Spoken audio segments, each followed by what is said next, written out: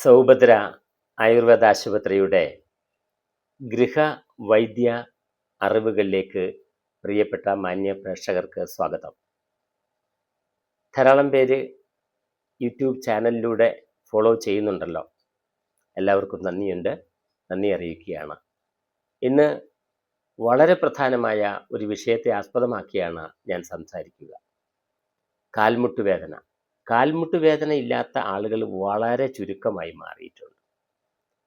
എന്താണ് ഇതിന് കാരണം? നമ്മുടെയൊക്കെ കാൽമുട്ടുകളിൽ 11 ലിഗമെന്റുകളുണ്ട്, 2 ജോയിന്റും. 11 ലിഗമെന്റുകളാൽ ആവരണം ചെയ്യപ്പെട്ടിരിക്കുന്ന ഭാഗമാണ് കാൽമുട്ടുകൾ ഓരോന്നും.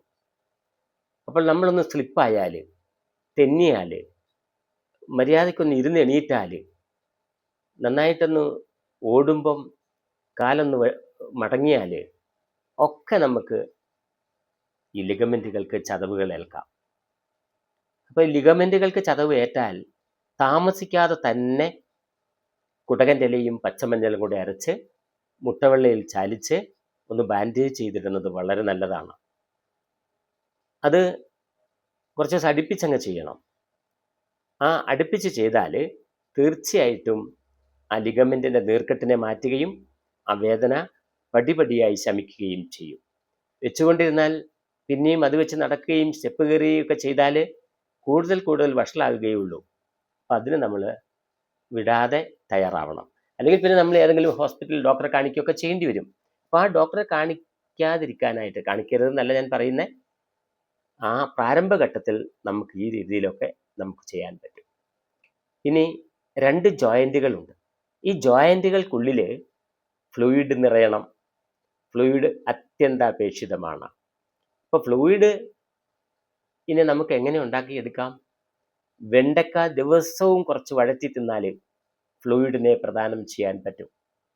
വഴറ്റി തിന്നുക എന്ന് പറഞ്ഞാൽ തോരൻ വെക്കുകയല്ല, കറി വെക്കുകയല്ല, ചാറാക്കുകയല്ല എന്നല്ല. നടുവെ ചെറിയ കഷ്ണങ്ങളാക്കി മുറിച്ചിട്ട് വെളിച്ചെണ്ണ ഒഴിച്ച് വറവിട്ട് അതിൽ വരട്ടി ഒരു പകുതി വേവിച്ചിങ്ങെടുക്കുക, കഴിക്കുക. എല്ലാ ദിവസവും കഴിക്കുക. കഴിഞ്ഞ ദിവസം ഞാൻ ഓൺലൈൻ ക്ലാസ് എടുക്കുമ്പോൾ ഒരു ക്ലാസ്സിലുള്ള ഒരു സ്ത്രീ പറഞ്ഞു, അവരുടെ അമ്മയ്ക്ക് ഒരിക്കലും കാലുവേദന ഉണ്ടായിട്ടില്ല. കാരണം അമ്മ ദിവസവും വെണ്ടക്ക കഴിക്കും. അപ്പോൾ ഇന്ന് വെണ്ടക്കയുടെ കാര്യങ്ങളെക്കുറിച്ച് പറഞ്ഞപ്പോൾ ആ കാര്യം ബോധ്യമായി എന്ന് അവർ പറയുകയുണ്ടായി. അപ്പോൾ ഒരുപാട് അനുഭവങ്ങളുണ്ട് ഇതിനകത്ത്. വെണ്ടക്ക അത്ര നല്ലതാണ്. നമ്മളുടെ നഷ്ടപ്പെട്ടു പോയ ഫ്ലൂയിഡുകളെ പ്രദാനം ചെയ്യാനായിട്ട് നല്ലതാണ്.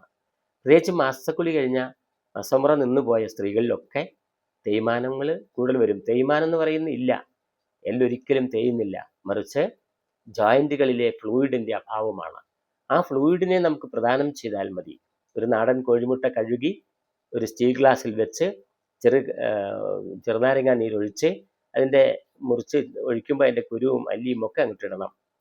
തലേന്ന് മൂടി വെച്ച് പിറ്റേന്നാൾ രാവിലെ അത് മിക്സിയിൽ ജ്യൂസ് അരിച്ച് കഴിച്ചാൽ മുട്ടയുടെ അരിജിയോ ഉളുമ്പ് ചവയോ ഒന്നും ഉണ്ടാവില്ല. 5 ദിവസം മാത്രം അടുപ്പിച്ച് കഴിക്കുക, പിന്നെ ആഴ്ചയിൽ 1 കഴിക്കുക. ഫ്ലൂയിഡിനെ പ്രദാനം ചെയ്യാറുണ്ട്. ധാരാളം പേർ വാക്കറിൽ നടന്ന വാക്കർ ഒഴിവാക്കി നടന്ന അനുഭവം എനിക്കുണ്ട്. അപ്പം അതുകൊണ്ട് ഇത് ഫ്ലൂയിഡിൻ്റെ അഭാവത്തെ പരിഹരിക്കാനായിട്ട് അത് വളരെ നല്ലതാണ്. ഇന്ന് മുട്ടുവേദന വരാനുള്ള പ്രധാനപ്പെട്ട കാരണങ്ങൾ, കുട്ടികൾ വരെ ഇന്ന് മുട്ടുവേദനയാണ്. ഏറ്റവും പ്രധാനപ്പെട്ട ഒന്നാണ് യൂറോ ക്ലോസറ്റ്.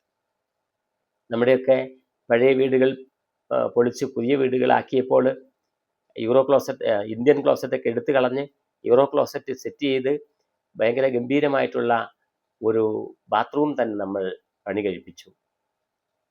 ബെഡ്റൂമിനേക്കാൾ അട്രാക്റ്റീവായ ബാത്റൂമുകൾ നമുക്കിന്നുണ്ട്. ഓർക്കണം, ഈ ബാത്റൂം പണിതപ്പോൾ വെച്ച യൂറോ ക്ലോസറ്റുകളൊക്കെ നമുക്ക് എതിരായിപ്പോയി. കാരണം കാൽമുട്ടിന് ഒരു ഫ്ലെക്സിവേഷൻ കുറഞ്ഞുപോയി. അമിതവണ്ണവും വ്യായാമമില്ലായ്മയും അമിത ഭക്ഷണവും കഴിക്കലും ഒക്കെ നമുക്ക് വലിയ വലിയ പ്രശ്നങ്ങളിലേക്ക് നയിക്കപ്പെട്ടു. ഇന്നൊരു കയറ്റം കയറാനോ ഇറങ്ങുമ്പോൾ മുട്ട് കൊളുത്തി പിടിക്കുന്ന അവസ്ഥയാണ്. ഒരു സ്റ്റെയർ കേസ് കയറുമ്പോൾ മുട്ടുവേദന ശക്തമാണ്, കഠിനമാണ്. ഈ യൂറോ ക്ലോസറ്റ് ഒരു പ്രധാനപ്പെട്ട ഭാഗമായി മാറി. അപ്പോൾ യൂറോ ക്ലോസറ്റിൽ പോകുന്നതിന് ഞാൻ എതിരല്ല, പക്ഷെ നമ്മൾ ഇരുന്ന് നിലത്ത് ഉപ്പുകുറ്റി ഉറപ്പിച്ചിരുന്ന് എണീക്കുക, കുറച്ച് നേരം എണീക്കുക, കുറച്ച് നേരം ഇരിക്കുക, അങ്ങനെ എണീക്കുകയും ഇരിക്കുകയും ചെയ്ത് അങ്ങനെ കുറച്ച് ദിവസങ്ങൾ ചെയ്യുക. അതൊരു വലിയ നല്ല എക്സർസൈസുകളായിരിക്കും. നിലത്തിരുന്ന് പരമാവധി ഭക്ഷണം കഴിക്കാൻ ശ്രമിക്കണം. പഴയ കാലത്ത് നിലത്തിരുന്നായിരുന്നു പച്ചക്കറികൾ അരിഞ്ഞതും, നിലത്തിരുന്നായിരുന്നു ഭക്ഷണം കഴിച്ചതും. ഓരോ കല്യാണങ്ങൾക്കും പായം മടക്കിയിട്ട് ഭിത്തിയോട് ചാരിയിരുന്ന് ചമ്രം പടിഞ്ഞിരുന്ന് ഭക്ഷണം കഴിക്കുന്ന ഒരു കാലഘട്ടം ഉണ്ടായിരുന്നു. അന്നൊന്നും ആർക്കും മുട്ടുവേദനയില്ല. നല്ല കർഷകരുണ്ടായിരുന്നു പണ്ട് കാലത്ത്. അവർക്കൊന്നും മുട്ടുവേദനയില്ല. ആ കർഷകരൊക്കെ ഇന്ന് സുഖമില്ലാതെ കട്ടിലിൽ ഇരിപ്പായപ്പോൾ, കസേരയിൽ ഇരിപ്പായപ്പോൾ അവർക്കൊക്കെ മുട്ടുവേദന ആരംഭം കുറിച്ചു. അപ്പോൾ നമ്മുടെ വ്യായാമത്തിൻ്റെ കുറവുണ്ട്, പിന്നെ അമിതവണ്ണമുണ്ട്, കൂടുതൽ സമയം ഇരുന്നുള്ള ജോലി. അമിതവണ്ണം ഒരു പ്രധാനപ്പെട്ട പ്രശ്നമാണ്. കാരണം മിക്കവാറും ആളുകൾക്ക് 80, 90, 95 കിലോ തൂക്കമുണ്ട്, അല്ലെ 100-ന് മേളിൽ തൂക്കമുണ്ട്.